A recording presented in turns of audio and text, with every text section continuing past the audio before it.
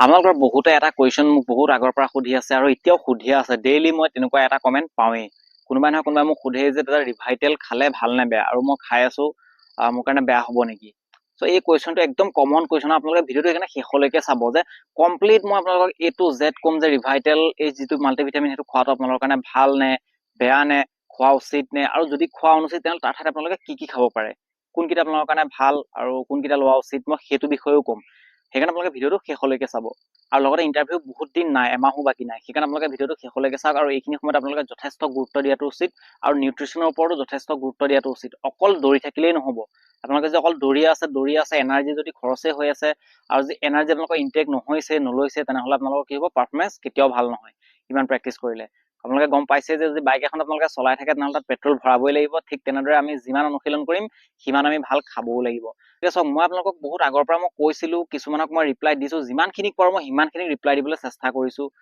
যে বাৰে বাৰে মই কৈ আছো, কিন্তু তাৰপিছত আপোনালোকে একেটাই মোক কুৱেশ্যন সুধি আছে। মই আপোনালোকক বুজাই দিয়াৰ পিছত আপোনালোকে একেটাই কৈ থাকে যে মই ৰিভাইটেল খাই আছো, মোক লগৰ কোনোবাই কৈছে খাবলৈ, লগৰবিলাকে কৈছে যে বেয়া নহয়, তেনেকুৱা ধৰণৰ কুৱেশ্যন কৰি আছে।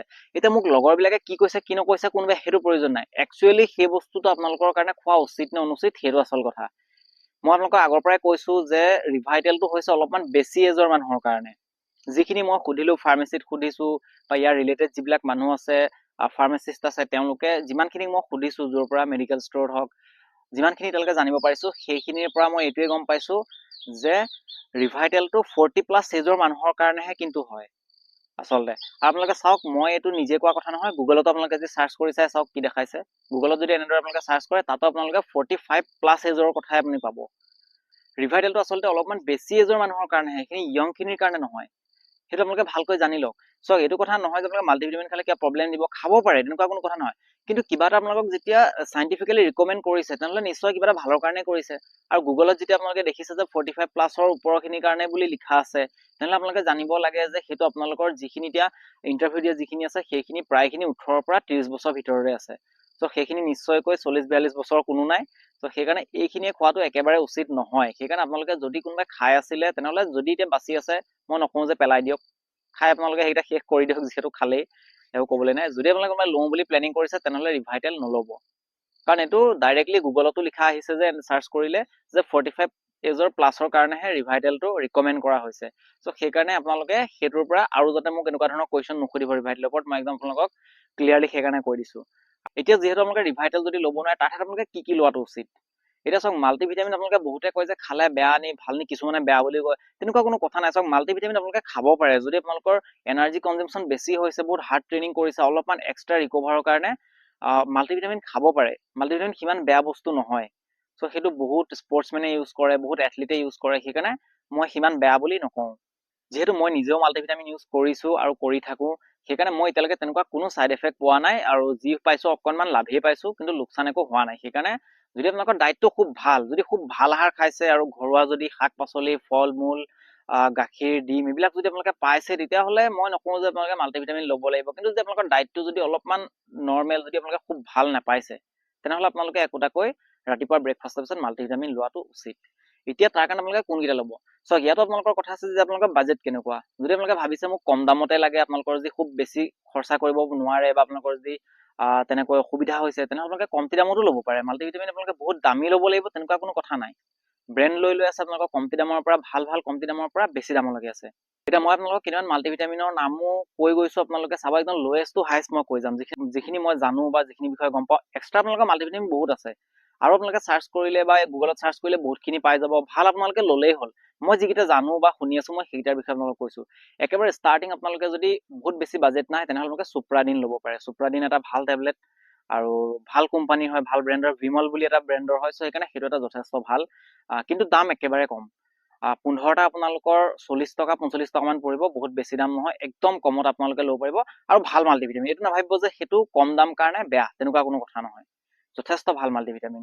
ইয়াৰ পিছত আপোনালোকে যদি অলপমান আৰু ওপৰলৈ যায়, তেনেহ'লে সেইটো জেগাত আছে ডিভন, জিংকোভিট বা A to Z বুলি এটা আছে, এইকেইটা আছে। আৰু দুই এটা আছে, মই কিছুমানৰ নাম পাহৰি গৈছো, ইমানখিনি মনত নাই। আৰু আপোনালোকে ফাৰ্মাচিত যদি সোধে, মেডিকেল ষ্ট'ৰত সোধে, পাই যাব।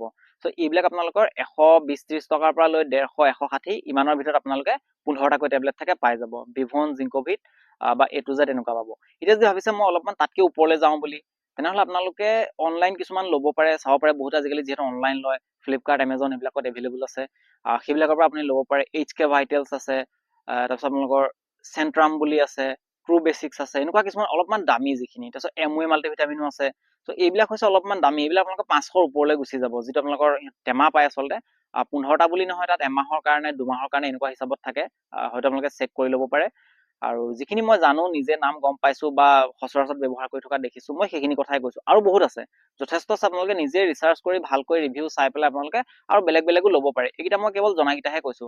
চ' এই পিছৰ যিকেইটা ক'লো, আপোনালোকৰ চেণ্ট্ৰাম হওক, HK Vitals হওক, আপোনালোকৰ MOA হওক বা আপোনালোকৰ চেণ্ট্ৰাম, এনেকুৱা যিখিনি আছে এইখিনি অলপমান হাই ৰেঞ্জৰ হয়। এইখিনি আপোনালোকৰ 500 মানৰ ওপৰলৈ যাব লাগিব। কিন্তু তাত 15টা নহয়, বেছি থাকিব। এমাহৰ কাৰণে থাকিব পাৰে। আপোনালোকে 60টা টেবলেটো পাব, 30টা পাব, তেনেকুৱা ধৰণৰ আছে। চ' যিমান বেছি কৰি ল'ব আপোনালোকৰ সিমান কম পৰিব। সেইকাৰণে আপোনালোকে নিজে চাই ল'ব।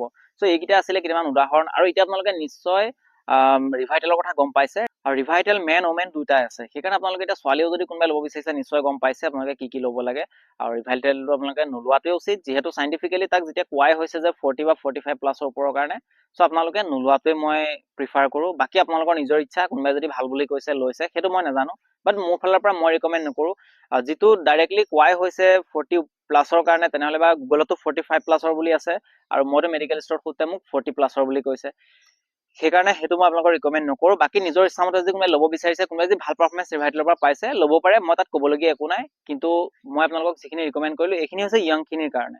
চ' এইকেইটাৰ ভিতৰত আপোনালোকে ল'ব পাৰে। যোনকেইটা লৈ আপোনালোকৰ যেনেকুৱা সুবিধা হয়, মই একদম লোৱেষ্ট টু হাইষ্ট আপোনালোকক কৈ দিলোঁ। সেইমতে আপোনালোকে চাই ল'ব। আশা কৰিছোঁ আপোনালোকে ৰিভাইটেলৰ প্ৰতি থকা ডাউট নিশ্চয় এতিয়া ক্লিয়াৰ হৈছে। আৰু যদি কিবা আপোনালোকৰ কুৱেশ্যন আছে, তেনেহ'লে মোক কমেণ্ট কৰি সুধিব পাৰে। যদি ভিডিঅ'টো চাই ভাল লাগিলে, তেনেহ'লে লাইক কৰিব, লগতে সকলোকে শ্বেয়াৰ কৰি দিব। যদি প্ৰথমবাৰ আমাৰ চেনেলটোলৈ আহিছে, তেনেহ'লে চেনেলটো ছাবস্ক্ৰাইব কৰি নটিফিকেশ্যন বেলটো অন কৰি ল'বলৈ নাপাহৰিব। লগ পাম আকৌ নেক্সট ভিডিঅ'ত। জয় আই অসম।